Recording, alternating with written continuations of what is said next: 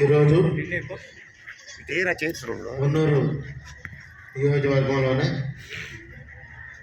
వికలాంగుల హక్కుల పోరాట సమితి ఆధ్వర్యంలో ప్రపంచ దివ్యాంగుల దినోత్సవ కార్యక్రమానికి వచ్చిన వేదిక మీద ఉన్న రోటరీ క్లబ్ పెద్దలకి, అదేవిధంగా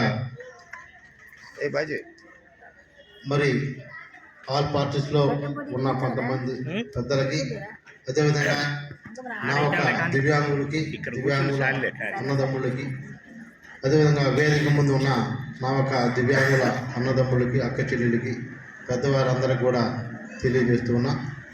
మరి మన ఒక కూటమి ప్రభుత్వం అధికారంలోకి రాకముందే కూటమి ముఖ్యమంత్రి వర్యులు మరి మాజీ ముఖ్యమంత్రి వర్యులు అప్పుడు ఆయనని దివ్యాంగుల సమస్యల మీద వినతి పత్రము రూపంలో ఇచ్చి ఉన్నాం.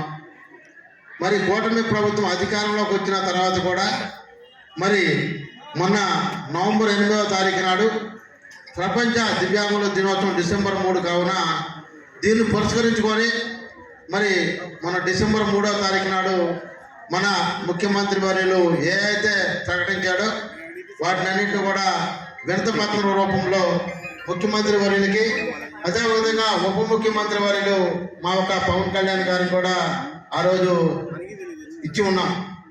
మరి దాని మీద ముఖ్యమంత్రి వర్యులు ఆ రోజు వెంటనే స్పందించి దివ్యాంగులందరూ కూడా వరాలు జల్లు కురిపించారు. మరి ఇంతమంది కూడా ఏ ఒక్క నాయకుడు, ఏ ఒక్క ప్రభుత్వం చేయనిది ఈ యొక్క కూటమి ప్రభుత్వం చేసినది. దివ్యాంగులందరూ కూడా మరి ఆర్టీసీలో ఉచిత ప్రయాణం, మరి దివ్యాంగులకు మరి లోన్స్ ఎస్సీ ఎస్టీలకు ఎలా ఉందో అంటే లోను సబ్సిడీతో లోన్స్, అదేవిధంగా మా ఒక మోగాలి చెప్పుడు స్కూలు ఏదైతే ఇంటర్మీడియట్ స్కూల్ ఉందో బాపట్లలో దాన్ని డిగ్రీ స్కూల్ని ఏర్పాటు చేయడం, అదేవిధంగా బాపట్ల మరి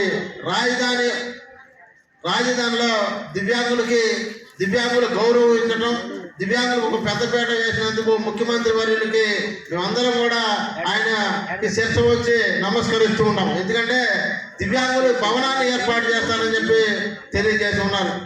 దానితో పాటు దివ్యాంగులు ఏదైతే క్రీడలు ఏదైతే ఉందో దాని అభివృద్ధి కోసం మరి దివ్యాంగులకు ఇలాంటి వరాలు తల్లి కురిపించిన మా ఒక ముఖ్యమంత్రి వర్యులు, మా ఒక ఉప ముఖ్యమంత్రి వర్యులు కూటమి ప్రభుత్వాన్ని మేము వెంట ఉండి దివ్యాంగులందరం కూడా మినిమం 15 సంవత్సరాల పాటు మా ఒక కూటమి ప్రభుత్వాన్ని అధికారంలో తీసుకొచ్చుకునే మార్గంలో పనిచేస్తాం. ఎందుకంటే పెద్దల సమస్యలో మరి నా ఒక దివ్యాంగ సమస్యలో తెలియజేస్తున్నాం.